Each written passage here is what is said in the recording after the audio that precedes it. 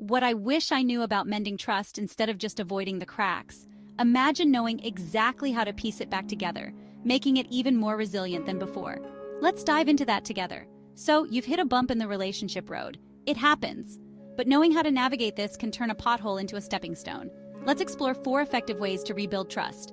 First up, open communication. Talk it out. Sounds simple, right?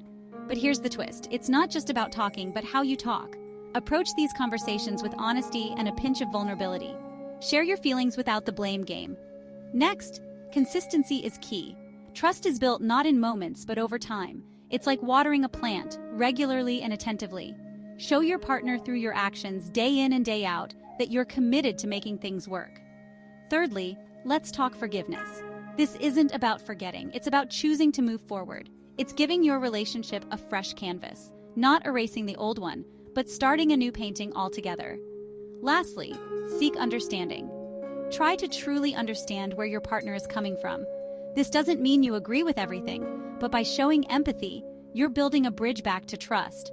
Rebuilding trust might seem daunting, but like constructing a castle, one stone at a time, it's entirely possible.